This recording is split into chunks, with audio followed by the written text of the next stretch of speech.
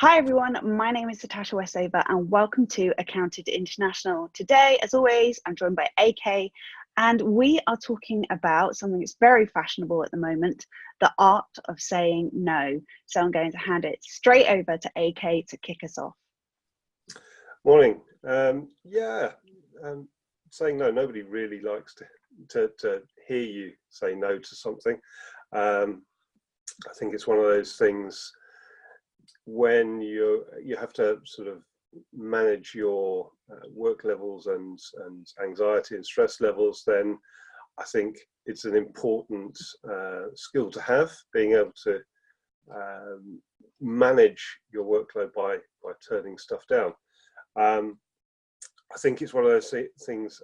If you say to people no, and out no, or I can't, then you're seen as a bit of a blocker, a bit of a negative Nell, and or worse still, potentially, well, if you can't manage your workload, then you're obviously not up to the job. So I think being able to say no effectively is a skill worth having. I think, as I say, I think the one thing to avoid is the hard no. Can you do something? No, absolutely not the way to go.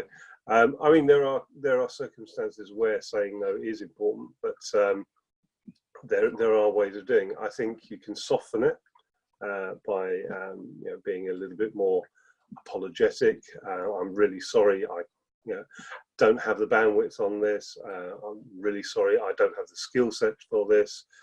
I'm really sorry. Somebody else has asked me to do something else. You just a little bit of sort of contriteness. So I'm really, really sorry. Just softens the blow a bit. I think the main thing with saying no is, I think I've touched on before, is a lot of what you deal with in work is about a negotiation, and it's working out, okay, if you can't do that, or if you can do that, or if somebody wants you to do that, then how you stop laughing at me, Westy.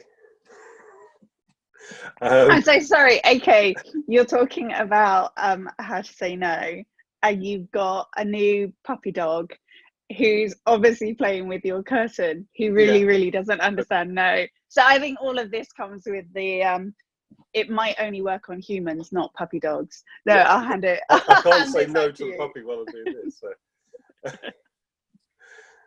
Right, so hand it back. So I think being able to sort of negotiate, sort of delegating tasks with some of the other tasks that are conflicting, or negotiating a timescale, or negotiating, the amount of work that's involved in the task. I think that is. Any negotiation is just an important skill, and I think offering something in return for something else is a good way to just delay or to get the job done between you. And finally, I'd say probably one of the best ones is a conditional yes. Is saying, I'd love to help you with that. It might be a bit of a challenge at the moment because I've got X, Y, Z. If we can work together on clearing some of that, then I can obviously give you a hand with the project, whatever it is. So I think, being able to sort of just, give some condition to being able to do it. Is a good way of saying no, but or staying committed to the project, but not and actually saying no to it. I don't know. No, I Sorry, was not very well summarised. no, you might want to go on mute while you're not talking. But you were just talking at the end there about some context, some making it conditional, all those sorts of things. And it is about sort of still expressing your interest in the piece of work, in the project, whatever it is you're working on, but also at the same time saying there are some challenges in me trying to meet this deadline. So very similar to AK, actually, what I've experienced is given some context. Don't apologize necessarily, but say, that's going to be tricky. So start thinking about your language around that without an outright apology, because it's not always on you to do that anyway, especially if it's a special project. Everyone around the table has got to try and fit it into their day job. So don't feel you necessarily have to apologize. But like AK was saying, creating some conditions or giving some context really helps people understand. I appreciate it when people are outright honest with me and also say, I'd love to. Can you support me in these areas? And then I can do this bit. That really helps me understand that it's not an absolute no, it's them trying to create a yes without killing themselves. And I don't want anybody to be in the office till midnight trying to do work for me just because they felt they couldn't say no, or they had trouble saying no, or they tried to say no and it all turned to like pieces.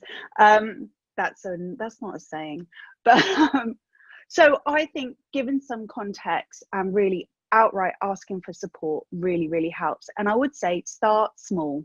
With all these things, saying no is very different to different people.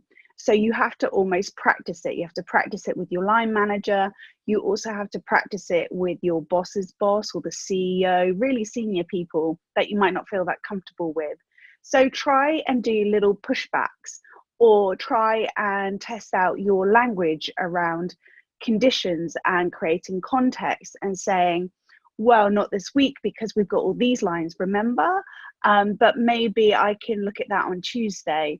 And so start small, start testing it out, and start thinking about how each individual is responding. And then you'll start picking up the trends of, when I say no to AK, this is how he responds. And so I should adjust my approach. But when I say no to my line manager, she responds completely different to AK. So then I align my approach to her and her response. So you have to stay vigilant. It's not one rule fits all. It's adjusting, noticing feedback, and then going, this worked, this didn't. This got me the result I needed, this didn't. What do you think of that, AK? You're on mute. Yeah, absolutely. I think it's one of those as well, is being confident enough to say no to somebody, especially if you're talking up the chain. Having the confidence to say, I'm really, it's really tricky at the moment. I'd love to help with X, Y, and Z. Is there anything that anything we can do together to get this to work?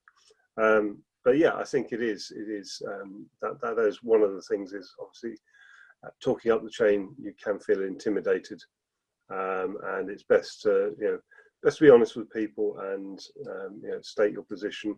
They may take a look at your position and decide, actually, this is very much my priority and a business priority, and you need to do what you can do to get it done.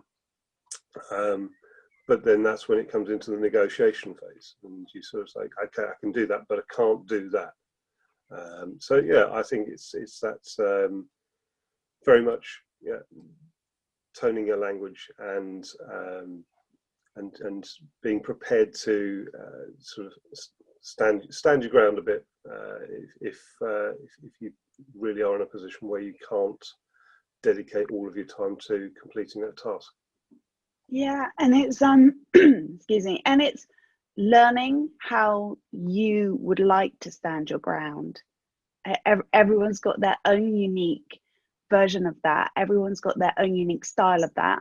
And this is what we're encouraging you to do in this video, is think about what your style is, think about how you want to do it, look at how other people are doing it around you, and thinking what you like, what you don't like when you hear it, and taking that on board and finding your unique style of saying no, of managing your workload. I think that's what we're trying to get across here. But thank you so much for watching, and we'll see you in the next video.